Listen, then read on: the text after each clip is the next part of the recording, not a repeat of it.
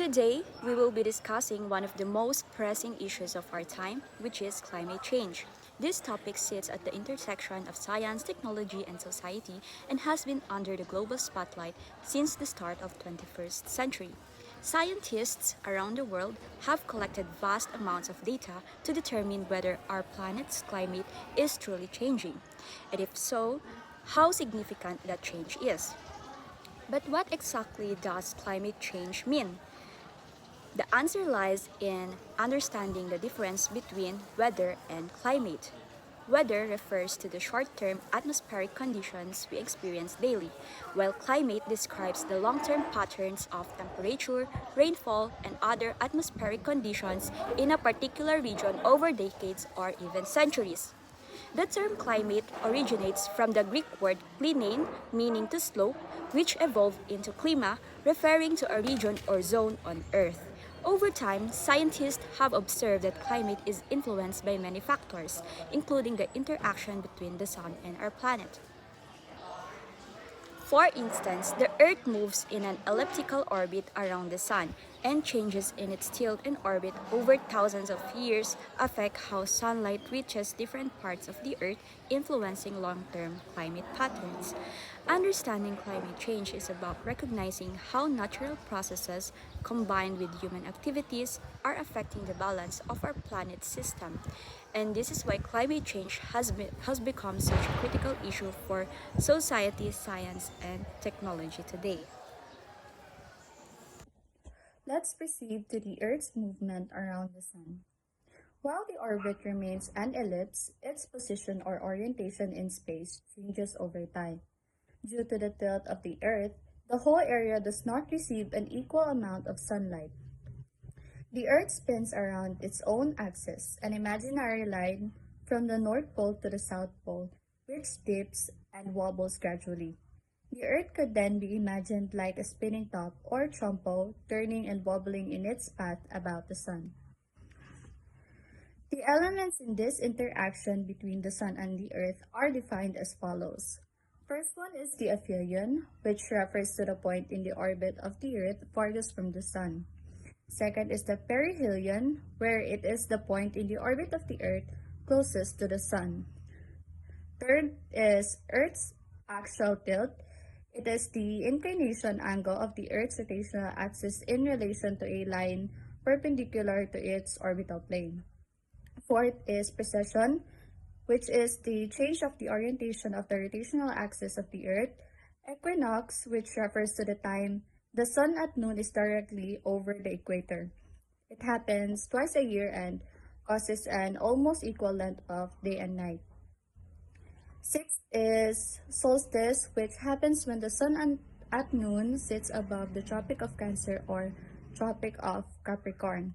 The summer solstice has the longest period of daylight in the year, and the winter solstice has the shortest period. And last but not the least is the precession of the equinoxes, which refers to the motion of the equinoxes relative to the precession of the Earth's axis of rotation. It happens over thousands of years. So the center of the Earth's orbital motion is the Sun, but the angle or orientation of the planet around the Sun makes all the difference. In discussing global warming or climate change, it makes sense to start considering the orbit of the Earth. Sunlight radiating toward the Earth warms the planet.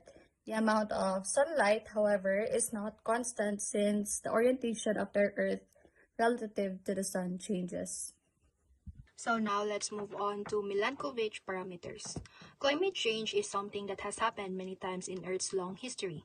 One clear example of this is the Ice Age, a period when large parts of the Earth were covered in ice, leading to the extinction of animals such as the woolly mammoth.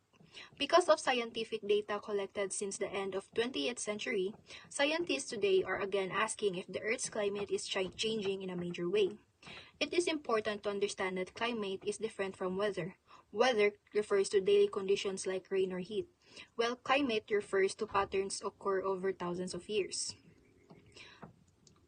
In the 1930s, a Slovak scientist and meteorologist named Milutin Milankovitch became interested in understanding climate change on a deeper level. While many scientists focus on short-term weather patterns, Milankovitch looked at a long-term process. He questioned whether the sun could be the main source of climate changes and whether Earth's movement around the sun played an important role.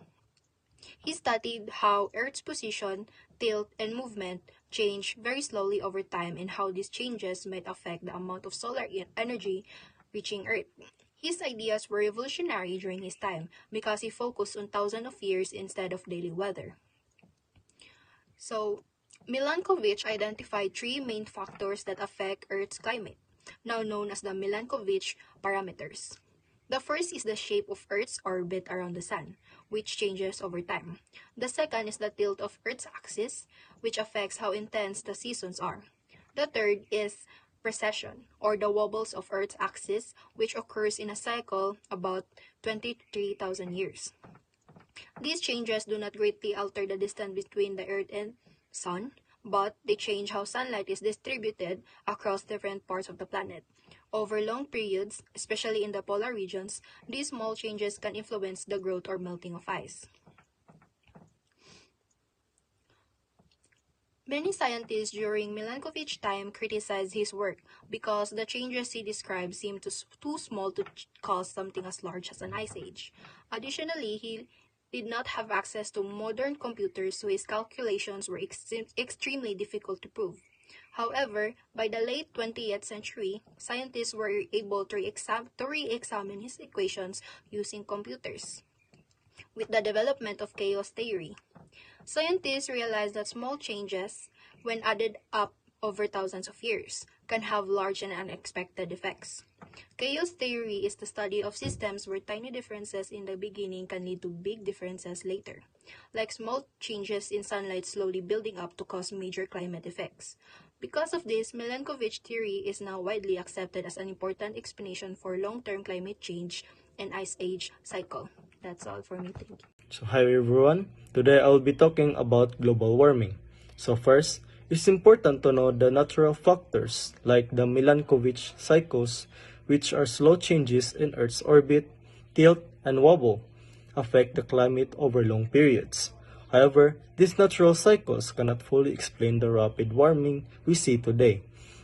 Scientists have found the average temperature of Earth's atmosphere has increased sharply, especially in the late 20th century, and over 90% of climate scientists agree this trend is real and significant.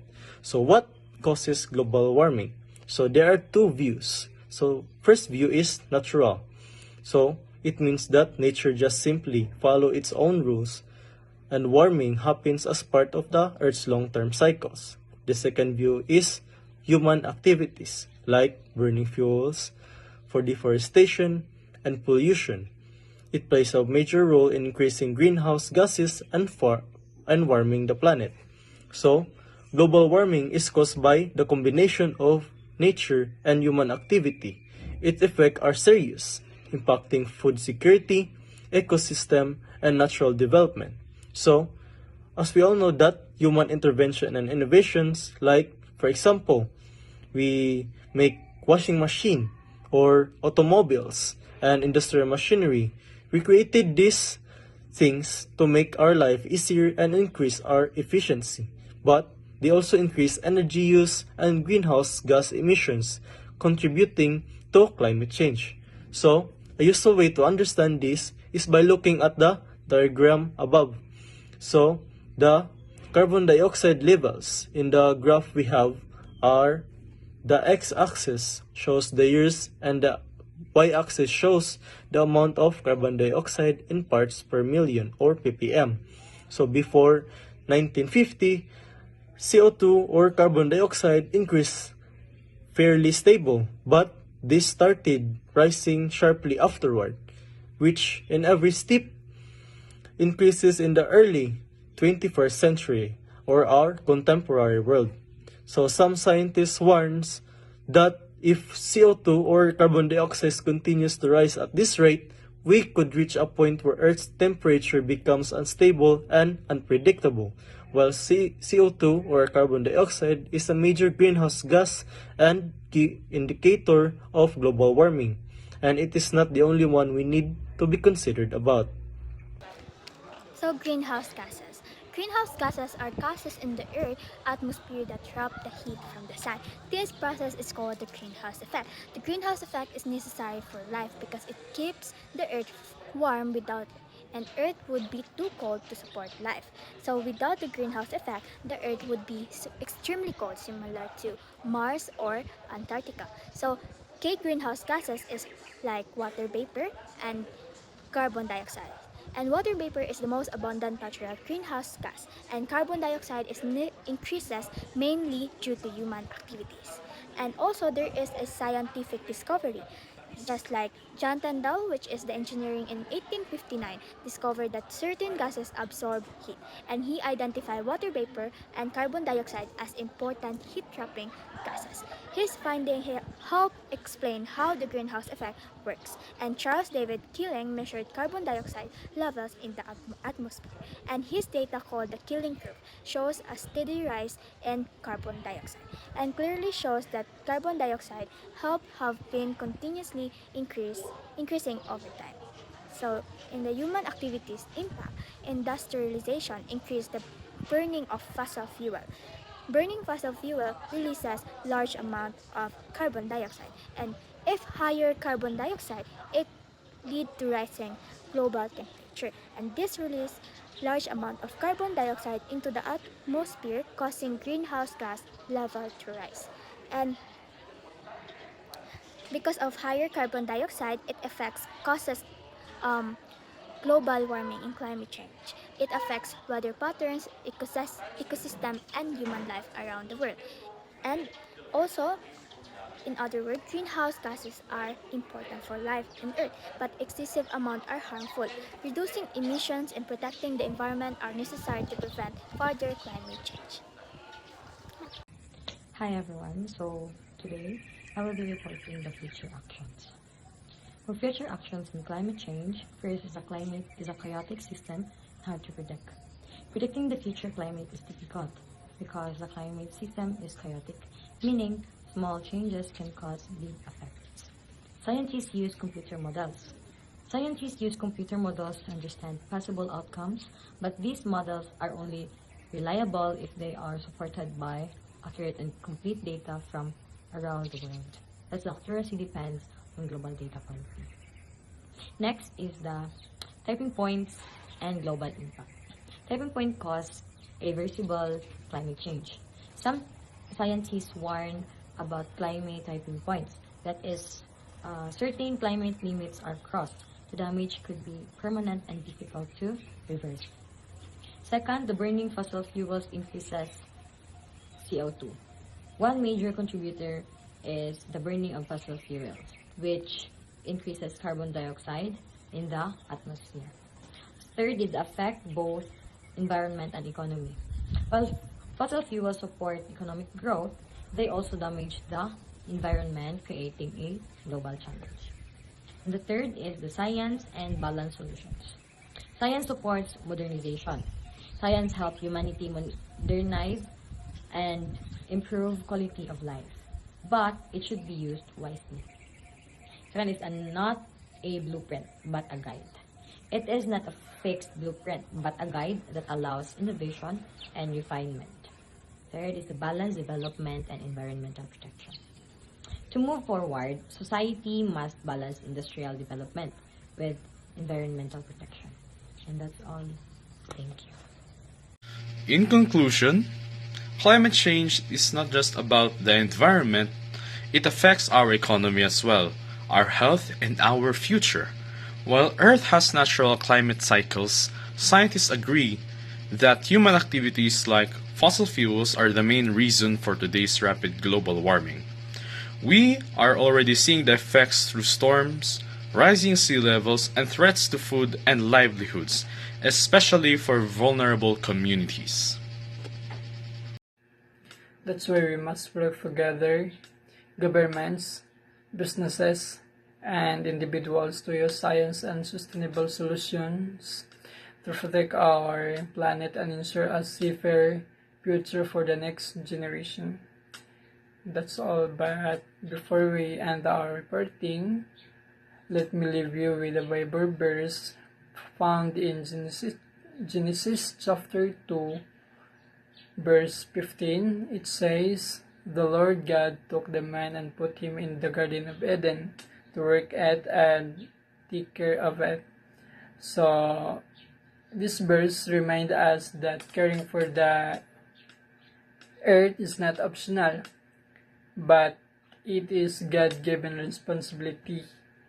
When God reflects human in the Garden of Eden, He did not give permission to them, or He did not give them permission to destroy it. Instead, He entrusted them with steward. Thank you.